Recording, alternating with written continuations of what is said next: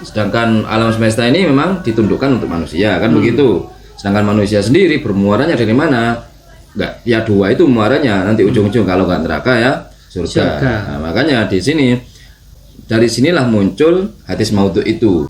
Assalamualaikum warahmatullahi wabarakatuh. Halo teman-teman, ketemu lagi dengan Dua Bang Deso ya di channel Mr. Coach. Yuk mari kita ngobrol di channel ini. Yuk mari kita siapkan kopinya yang kental, ngolah mikir dengan share serius sampai sampai.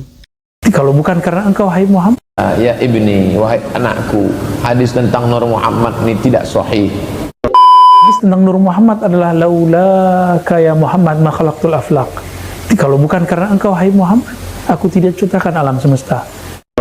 Kemudian Nur Muhammad ini dijadikan manusia, dijadikan langit, dijadikan matahari, dijadikan bulan, bintang, dijadikan awan, dijadikan angin, dijadikan pohon kayu, dijadikan nasi, duit, sebagai. Semua itu terbit daripada Nur Muhammad SAW. Bukan karena engkau wahai Muhammad, aku tidak menciptakan bintang, rembulan, matahari dan seterusnya. Padahal ini hadis palsu. Pernah dengar hadis ini? Padahal ini hadis palsu. Hal ini hadis palsu. Teman-teman semua, jumpa lagi dengan saya di channel YouTube Maisha Al-Fatih.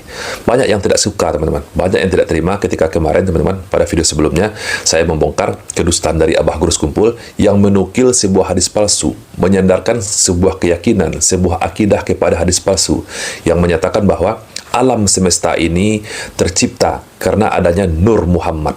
Terciptanya matahari, bulan, bumi, awan, pohon, kayu, binatang, manusia, semuanya.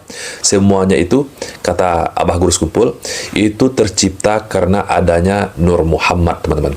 Jadi Maisha Al-Fatih ini memakai narasumber orang, tidak mencari referensinya. Nggak bisa dia. Oh, tidak kayaknya bisa. sih. Soalnya dia nggak pernah nampilin referensi kitab maupun dari Darul Ifta atau Lajnah Daimah secara online dia juga nggak pernah. Berarti dia, cuma cuplikan.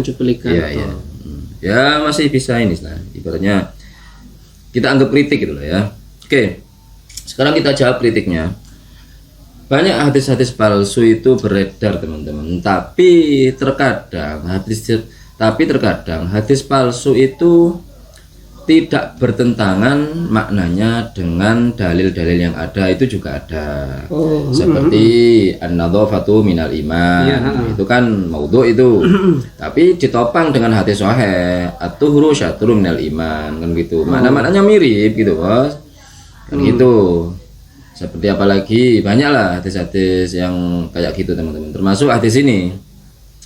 Dan hadis ini sebenarnya maknanya itu beriringan dengan dalil-dalil yang ada gitu, Bos. Kita cek aja biar gak panjang-panjang.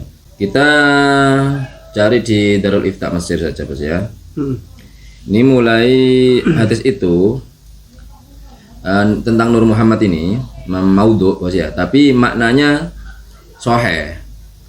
Maudhu maknanya sahih. Maknanya sahih. Kita lihat perinciannya dari Darul Ifta Mesir ini, Bos. Ini, Bos. Wa hadzal hadis wal asar wa in kana fiha fi ba'dihha dha'fun illa anna ma'naha sahihun ya. Walaupun hadis ini atau asar ini ada yang sebagian mendhaifkan, tapi sebenarnya maknanya itu sahih ya.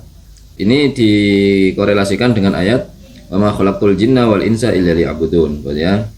Fa haqiqul ibadah ya hikmatul khalqi wal ibadah la tatahaqqaqu illa bil abidin. Fal ibadat ardun qa'imun bil abid nafsihi wa afdalul abidin huwa sayyidina Muhammad sallallahu alaihi wasallam wa huwa inwanul ibadat wa inwanut tauhid kama anna al ayat tatakallamu anil jinni wal insi wa la tatakallamu anil khalqi ajma'in. Allah tidak menciptakan jin dan manusia itu kecuali untuk ibadah ya. Jadi yang kena khitab kan jin dan manusia. Sedangkan selain jin dan manusia ini kan fasilitas untuk jin dan manusia, berarti gitu, Bos. Ya. Mau itu apapun lah. Ini sebenarnya berarti untuk kehidupan jin dan manusia. Sedangkan jin manusia ini diciptakan hanya untuk ibadah, ya kan? Berarti yang paling mulia di situ sebenarnya orang yang beribadah, baik dari kalangan jin maupun Maupun dari manusia. manusia. Sedangkan Afdhalul Abidin, paling mulianya orang yang ahli ibadah adalah Nabi Muhammad. Dianalogikan ke situ menurut ayat Al-Qur'annya, kan begitu. Dari mana kita tahu bahwasanya alam semesta ini sebenarnya diciptakan untuk jin dan manusia, ya, terutama yang untuk beribadah. Ada ayat lagi yang mendukung dari ayat wa sakhkhara lakum ma fis samawati wa ma fil ardi jami'an minhu inna fi dzalikal ayatin liqaumin yatafakkarun. Ini bos. Dan telah kami tundukkan ini langit dan yang ada di bumi semuanya itu bos. Nah, itu bos.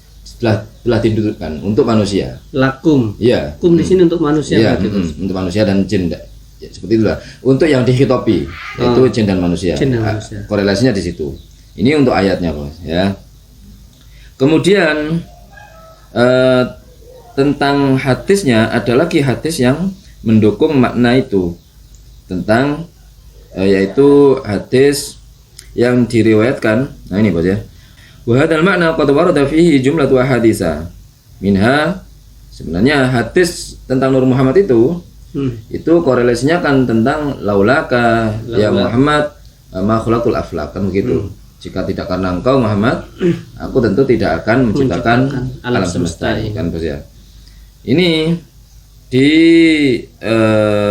korelasikan atau disambungkan dengan hadis yang diriwayatkan oleh Imam Hakim di kitab Mustadrak dan Imam Baihaqi di kitab Dalailun Nubuwah dari hadisnya Sayyidina Umar bin Khattab, yaitu qala Rasulullah sallallahu alaihi wasallam lamma iqtarafa Adamu al-khati'ata qala ya Rabbi. Ini intinya ketika Nabi Adam berbuat salah dan ingin bertobat, Nabi Adam bertobat atas nama Nabi Muhammad. Lalu Allah tanya, dari mana engkau tahu bahwasanya ada nama Muhammad itu? Nah, terus Nabi Adam menjawab, ketika aku diciptakan, aku mengangkat kepalaku dan aku melihat lafaz la ilallah Muhammadur Rasulullah. Kalaulah nama Muhammad ini tidak mulia di sisimu, tentu engkau tidak akan menyandingkan dengan kalimat la ilallah. Seperti itu. Terus Allah menjawab, engkau benar, dan karena engkau telah menyebut nama itu, maka aku menerima tobatmu. Itu seperti itu bos, korelasi hadisnya itu ya.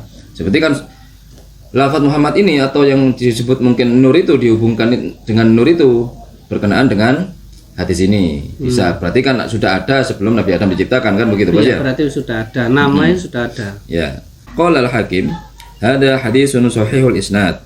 Menurut Imam Hakim ini sudah sahih sanadnya bos ya. Wa hasanahu al-Imam At-Taqi As-Subki fi Syifa'is Saqam, dan dihasankan oleh Imam At-Taqi As-Subki dalam kitab Syifa'is Saqam, dan diriwayatkan oleh Imam Ad-Dailami dalam kitab Al-Firdaus bi Maqsuril Khitab dari Sayyidina Abbas radhiyallahu anhu an Nabi sallallahu alaihi wasallam qala atani Jibril faqala qala Allah ya Muhammad laulaka ma khalaqtul jannah wa laulaka ma khalaqtun nar. Ini lafadznya berbeda. Oh iya iya. Nah, otomatis semua yang di dunia ini kan ujung-ujungnya akan bermuara ke surga atau neraka, kan begitu. Semua kegiatan di alam semesta ini, manusia ini. Sedangkan alam semesta ini memang ditundukkan untuk manusia, kan begitu. Sedangkan manusia sendiri bermuaranya dari mana? Enggak, ya dua itu muaranya, nanti ujung-ujung kalau enggak neraka ya surga. Nah, makanya di sini, dari sinilah muncul hadis maudhu itu. Bahwasanya semua alam semesta ini dicipta sebab Nur Muhammad. Maksudnya Nur Muhammad itu ya banyak penjelasan ini bos. Nur Muhammad itu maksudnya banyak dari beberapa hadis dan dikorelasikan dengan beberapa ayat tadi. Kayak gitu. Sambil analoginya di situ bos. Maksudnya bos. Kemudian diriwayatkan juga oleh Imam Ibnu Asakir dalam kitab Tarikh Dimishq min hadis Salman Al-Farisi radhiyallahu anhu bilafti wa laqad khalaqtud dunya wa ahlaha la'arrafahum karamataka wa manzilatika indi walaulaka ya Muhammad ma khalaqtud dunya. Malah ya intinya di walaulaka ya Muhammad ma khalaqtud dunya itu bos ya. Enggak apa-apa kita menyampaikan hadis maudhu itu yang semakna atau yang masih ada maknanya di hadis-hadis sahih maupun ayat-ayat Quran boleh, asalkan kita tidak menyandarkan hadis ini kepada Nabi Muhammad, gitu bos. Qala Rasulullah tidak boleh Iya, kalau hadis maudhu itu. Cuma kalau kita berbicara semua di alam semesta ini tercipta karena Nur Muhammad, nggak masalah. Oh, enggak masalah ya. Kan kita tidak menyandarkan omongan itu kepada kalau Rasul. Jadi kita tidak ada indikasi berbohong atas nama Nabi, gitu loh bos. Kita berbicara seperti itu ada sandarannya, ada landasannya, gitu bos. Oh, didukung dengan Didukung dengan ayat-ayat ayat dan hadis-hadis lain yang sahih dan yang hasan atau disahihkan oleh para ulama. Itu nggak apa-apa. Oke. Kalau kita menyampaikan hadis-hadis maudhu ini yang maknanya sahih, bos ya. Asalkan kita tidak menyandarkan ucapan itu kepada qala Rasul, qala Nabi kayak gitu. Atau hadis maudhu ini walaupun tidak ada makna hadis-hadis lain yang mendukung atau ayat-ayat Quran yang mendukung, kemudian kita menyampaikan hadis maudhu ini boleh, asalkan tidak menyandarkan kepada qala Rasul dan qala Nabi dan maknanya tidak bertentangan dengan syariat. Itu posisinya sama saja dengan quotes umpamanya ya, kata-kata bijak, pepatah kayak gitu bos, nggak apa-apa, gitu loh. Kalau ngomong ini hadis ya keliru, tapi kalau sudah langsung aja ngomong gitu bos, tanpa menyandarkan Nabi, Nah, itu yang nggak apa-apa. Yang penting isinya nggak bertentangan syariat, gitu. Apalagi untuk memberi motivasi. Semangat itu. Contohlah kata-kata mutiara, pepatah, kan banyak bos. Kita sampaikan nggak apa-apa, nggak bertentangan dengan syariat, nggak apa-apa seperti teman-teman. Tapi kalau yang tadi itu memang harus ada dalil yang mendukung karena hubungannya dengan Nur Muhammad dan penciptaan alam ini. Nggak bisa kita pakai pepatah kemudian pakai gaya-gaya gitu. Nih, kalau yang ini Nur Muhammad ini masih sah karena ada dalil-dalil lain yang mendukung, yang semakna atau yang maknanya selaras dengan yang disampaikan itu bos. Betul bos. Oke, itu saja obrolan hari ini. Mudah-mudahan bermanfaat, mudah-mudahan mencerahkan, dan mudah-mudahan kita bisa bersikap bijak lagi. Yang baik-baik semuanya datang dari Allah, yang jelek-jelek datang dari kami. Mohon maaf. Wassalamualaikum warahmatullahi wabarakatuh. Waalaikumsalam warahmatullahi wabarakatuh.